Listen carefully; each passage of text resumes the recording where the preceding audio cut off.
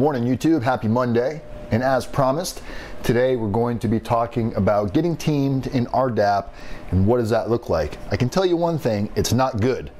But before that, we're gonna go ahead and let me enjoy my breakfast and then we're gonna get right to this.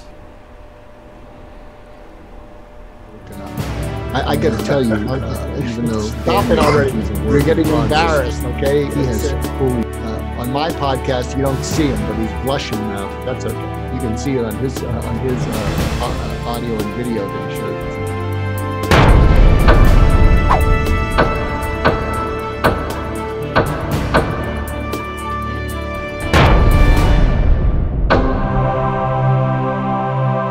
All right, guys, and we're off.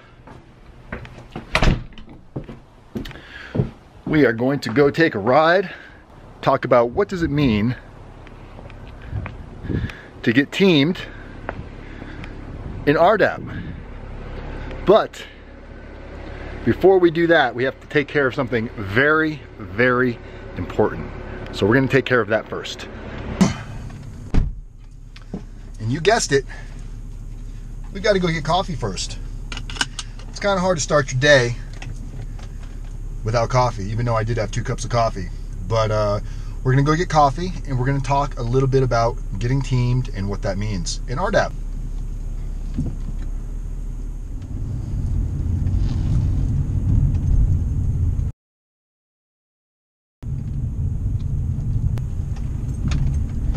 Taking a little drive through my neighborhood. Coffee is an important part of the morning. Indeed it is. So let's go find us some.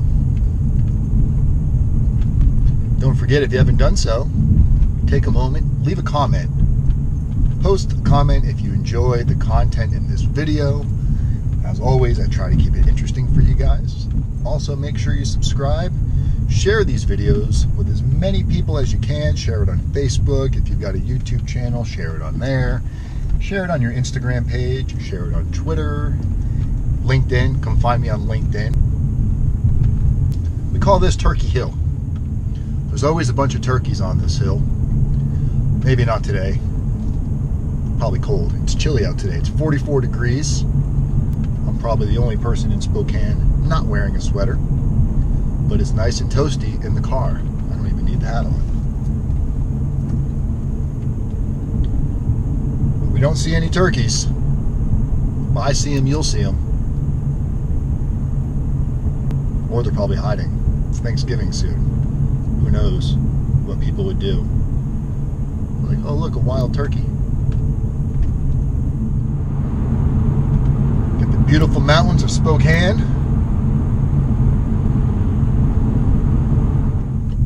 Alright, so we found our little coffee stand, guys. It's a little Java stand. It's called Latte. It's kind of funny.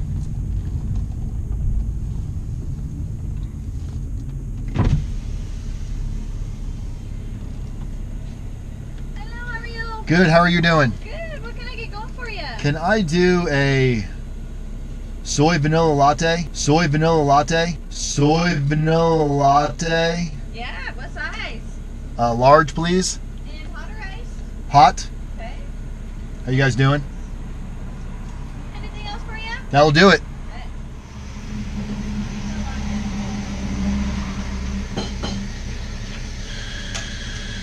$4.75 for you.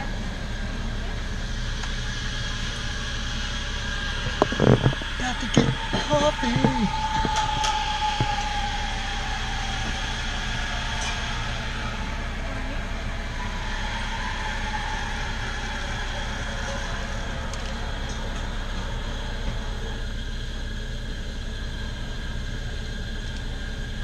Did you want a sleeve or straw today? What's that? A sleeve or straw? Sleeve, please. Oh, here's your pen. Oh, thank you. Thank you.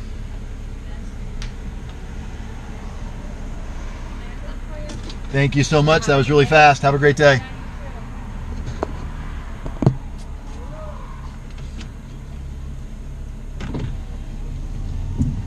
And there you have it. Presto, we have coffee. That was really fast. Starbucks, take a tip. Latte makes a fast coffee, and they're actually really good. Come here all the time. It's right near my home. All right.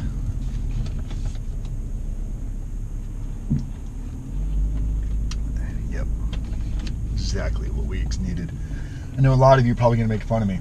Soy vanilla latte. Did they have those in prison? They sure did.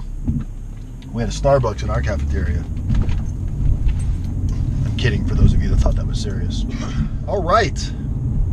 So we're going to talk about RDAP, getting teamed in RDAP, and what that means. So, what is RDAP? RDAP is the Residential Drug Addiction Program. It is a 500-hour program, and it will generally take anywhere from 9 to 12 months to complete RDAP. How do you qualify for RDAP? Well, to qualify for RDAP, you have to meet some basic criteria. No violence. That's the main thing to remember. No violence in your crime. So if you have a gun and you used it in your crime, you're not going to get into RDAP. You have to be sentenced to 24 months or more to qualify for RDAP. There's 3 phases to RDAP. You need to be able to read and write in English if you're going to be taking an English-based RDAP. You need to have a 7th grade reading level. So if you've not graduated high school and you do not have your GED, more than likely you will have to take your GED while you're in prison. But if you do not have your GED and you're trying to be accepted into the RDAP program, they will have you take a test to show that you can read and write at least at a 7th grade equivalency level to make sure that you can comprehend and participate in the class. RDAP is a volunteer program. You do not have to take RDAP. So, those are your basic necessities to qualify for RDAP. Once you're in RDAP, it's a cognitive-based program, meaning it really focuses on attitudes, it focuses on taking accountability, it focuses on things that are not perfect in your life. Maybe you struggle with being a manipulator, maybe you struggle with always having all of the answers. Whatever it is, they're going to hone in on it, and that's what they're going to focus on. And if they do not see that you're programming through, meaning that you're not trying or you're shutting down, you're not willing to participate, remember, it's a volunteer program, so you do not have to participate. But if you do not participate, it's very likely that at some point you'll be removed from the program. Now, prior to being removed from the program, typically they'll do what's called a team, where they usually give you a chance to redeem yourself. Not always. Things that would get you removed from the program immediately without really having any type of formal warning would be fighting, stealing, using any type of drugs or alcohol while you're in the program. And yes, drugs and alcohol are very common in the prison system. The other big component that will remove you immediately is breaking confidentiality. If you're told something in confidence during an RDAP group, whether it's in your group meeting or whether it's in your unit meeting, and you share that information with somebody that was not present in the meeting, you share it with another inmate outside of the compound, no matter what your intent is. If you share that information, it is breaking confidentiality, and if it gets back to the RDAP coordinators or staff or even other inmates that will likely bring it to the staff's attention, they will remove you immediately from the program, and you cannot reapply for 6 months. So if you have like a short sentence, let's call it 24 to 30 months, and you get removed from the program, there's no way you don't have time to retake the program. So that would be immediate removal. Now, what are some reasons that you might get teamed? What is a team? Teams typically happen the same day every week. Where I was at in Coleman, teams were every Thursday. You typically do not know you're getting teamed until the day of a team. They will come into one of the group classes and they will just say, hey, Mr. Wise, you're getting teamed today. Pick 2. That means you need to pick somebody from your content group. Content is people that are in the same class as you, that started at the same time, that are going to be progressing with you through the class. You have to pick somebody out of your content group that you feel comfortable with that will also hold you accountable and tell you things you need to hear. Then you're going to pick somebody out of your process group. Process is not necessarily comprised of people that are in your same class, meaning they could be at a different phase. They could be in the program longer than you, they could be in the program shorter than you, but one day a week you have process group, where this is where you share and you open up and you talk about things you're struggling with, you give feedback, you receive feedback. It's to help you get comfortable talking through your problems. And that happens once every week, and you have a certain amount of you that are within that group, so you need to pick one of them out of your process group that's also going to come to this team meeting. So the day of team, they'll tell you what time to be there, because they're teaming probably several people the same day, and they'll tell you be here at 2 o'clock, which just means you go up to the front of the unit and you wait for them to call your name with the 2 people that you picked. Sometimes it can be an hour, sometimes it can be a couple of hours just waiting. So once you get into your team, all of the staff members, which are called DTSs, drug treatment specialists, including the RDAP coordinator, the doctor of the program, are going to be in this team meeting. So it's going to be you, a member from your process group, a member from your content group, and all of the staff members.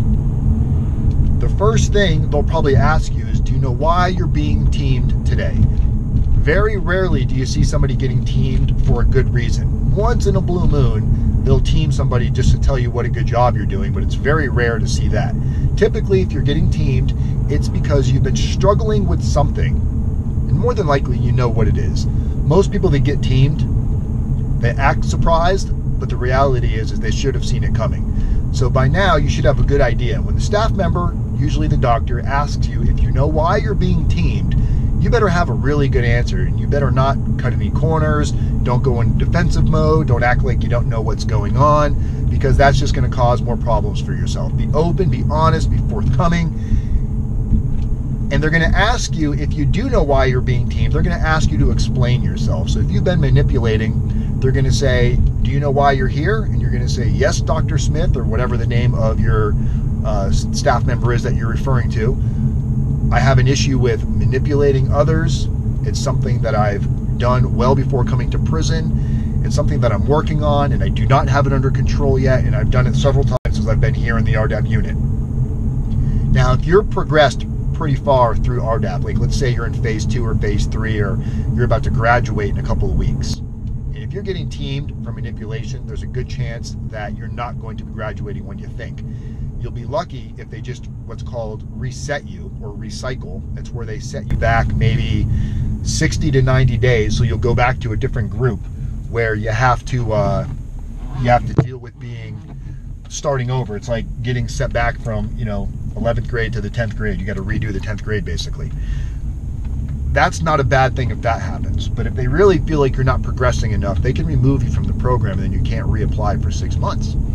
So really being open and honest during this and accepting the feedback. And then they're going to ask the 2 people you brought with you, your member from your process group and your member from your content group. They're going to ask them, what issues do you think Mr. Y struggles with? And they're going to give some feedback. They're going to say, well, Mr. Y struggles with manipulation. We've had several conversations with him, and he always says, yeah. But then as soon as he's outside of RDAP, or we're not within treatment hours, he goes back to his old ways. He's manipulating others. He's hanging out with the wrong crowd on the prison compound, just engaging in criminal lifestyles or criminal activity, or not really focusing on consequences. And you're going to get some really rough feedback, because they're also on the spot. If they give you really poor, shitty feedback, or it's like they got your back, so they're trying to soften the blow for you, they can end up getting in trouble for that. So expect whoever you bring into your team meeting, whether it's a friend, whether it's somebody that you just know is going to hold you accountable,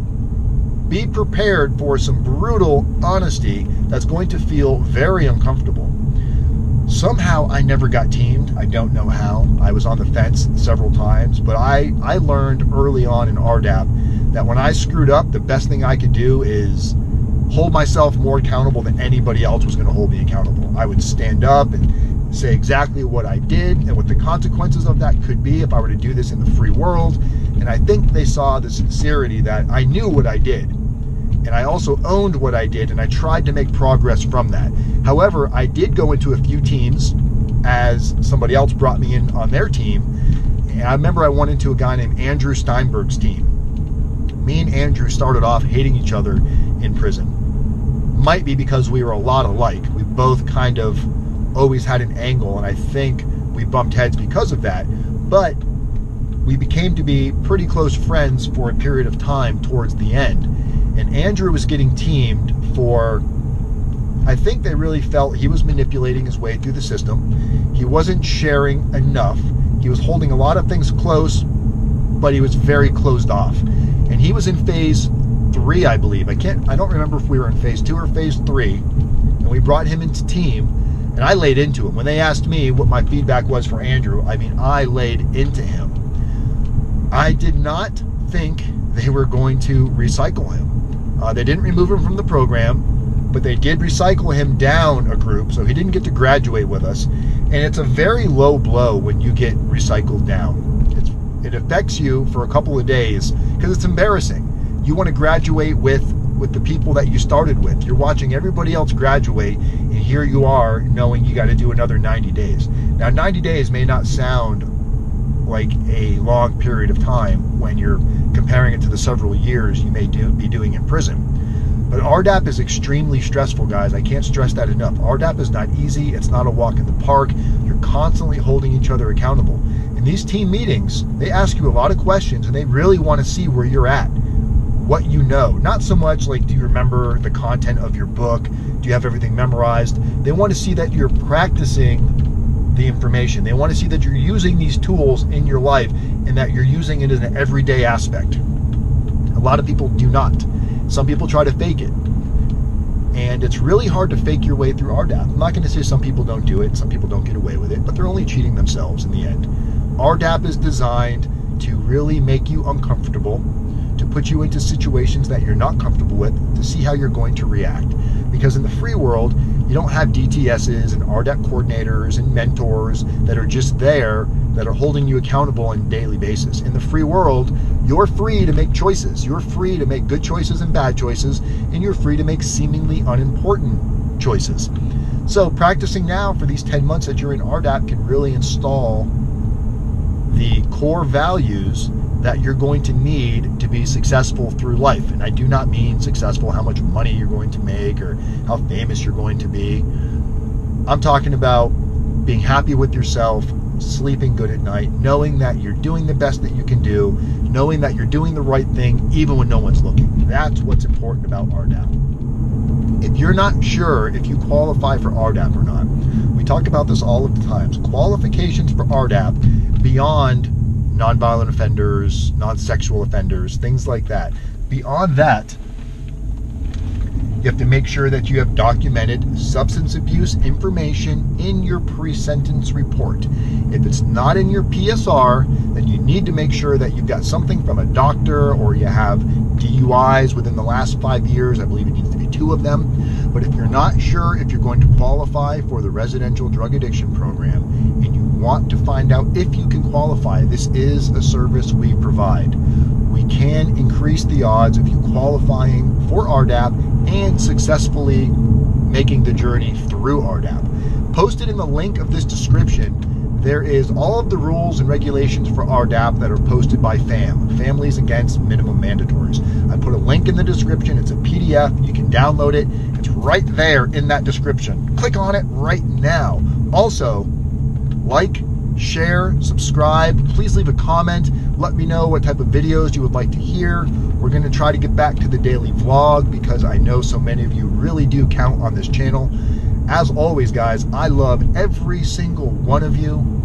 Everybody makes mistakes. I don't believe any of you are horrible people. I don't care what your crime was. Anybody can make a mistake in life. Some people make several mistakes. I've made several mistakes, went to prison for it. I still make mistakes to this day, as many of you know. No one's perfect, but that's why we do this, guys. It's community as method, people helping people, one day at a time. I'm RDAP Dan, Federal Prison Time Consulting, and I will see you guys soon. Time to drink my coffee. Oh yeah. Just the idea of coffee makes me excited for life. I took one sip the whole video, but I felt like I was on a coffee high.